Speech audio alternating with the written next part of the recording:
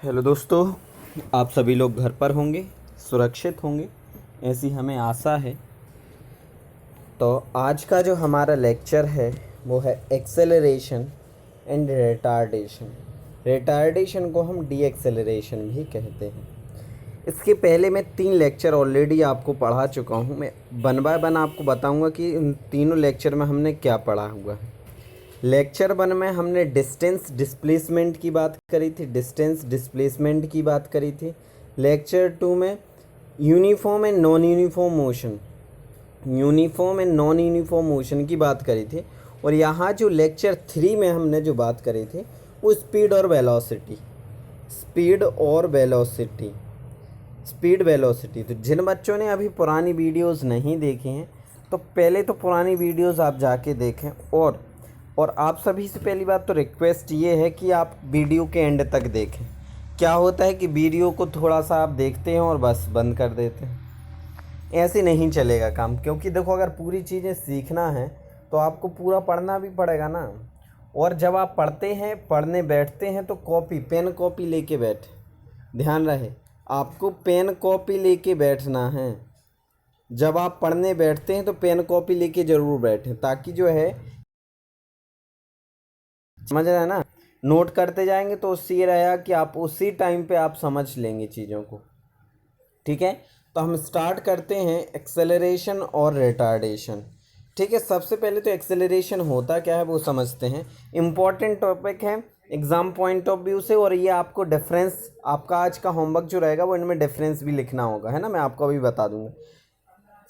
Acceleration is as seen in non-uniform motion and it can be defined as the rate of change of velocity। मतलब ये होता कब है? जब non uniform motion होता। पहली बात तो ये चीज़ क्लियर होगा ये कि ये एक्सेलरेशन कब होता है? Non uniform motion.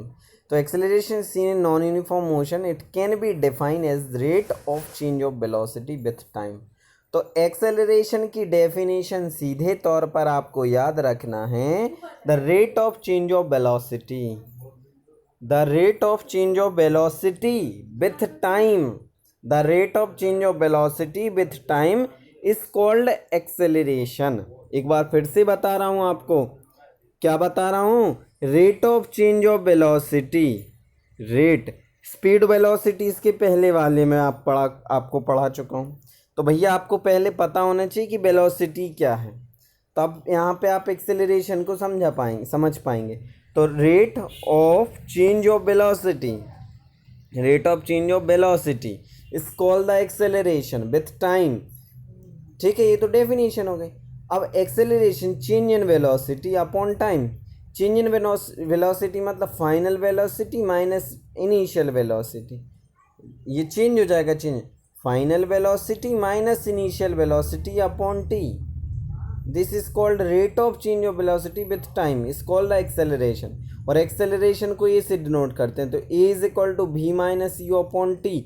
यहाँ जो v है मतलब जो इनिशियल वेलोसिटी है वो ज़्यादा होना चाहिए, v should be greater than u। समझ रहे हैं ना? जब जाके वो पॉजिटिव एक्सेलरेशन होगा। क्या होगा? पॉजिटिव एक्सेलरेशन होगा। इतनी बात समझ में आई? क्या होता है? v minus you upon t, rate of change of velocity with respect to time is called the acceleration where v is greater than u। समझ में आया सभी को? अब हम यहाँ पे बात करेंगे रिटार्डेशन की। रिटार्डेशन होता क्या है? तो या डी एक्सेलरेशन क्या होता है? D acceleration is seen in non uniform motion during the decrease in velocity. वहाँ चेंज की बात हो रही है या इंक्रीज इन वेलोसिटी की बात होगी। Decrease in velocity with respect to time has some determination as acceleration. समझ में आई ना बात? तो यहाँ से अगर हम देखें definition, same as definition as acceleration, वहाँ डिक्रीज होता है, बस इतना आपको याद रखना है। नेगेटिव जो होता है, नेगेटिव एक्सेलरेशन को हम रिटार्डेशन कहते हैं। वहाँ पॉजिटिव एक्सेलरेशन, जो पॉजिटिव वैल्यू आएगी तो वो एक्सेलरेशन होगा। नेगेटिव वैल्यू आ गई v minus you upon T की, तो वो रिटार्डेशन हो जाएगा दोस्तों। क्या हो जाएगा? रिटार्डेशन। और v जो होता है वो छोटा होता है u से, v is less than u, v क्या होता है? लेस देन होता है u से। तो v माइनस जो होता है वो u अपॉन टी होगा, लेकिन v छोटा होता है। तो ये क्या हो जाएगा दोस्तों, यहाँ पे रिटार्डेशन हो जाएगा। क्या होगा, यहाँ पे रिटार्डेशन होगा। तो अब हम आगे यहाँ पे चर्चा करते हैं एग्जाम्पल में उसके न्यूमेरिकल्स की, कैसे हमें न्यूमेरिकल सॉल्व करना है। इससे रिलेटेड जो न्यूमेरिकल्स होंगे एग्जाम में किस टाइप से आते हैं। A car is speed increases from 40 kilometre per hour to 60 kilometre per hour. एक कार है जो इनिशियली यू जो है 40 किलोमीटर पर आवर से चल रही है, और यहाँ पे जो है उसको इंक्रीज़ कर देता है 60 किलोमीटर।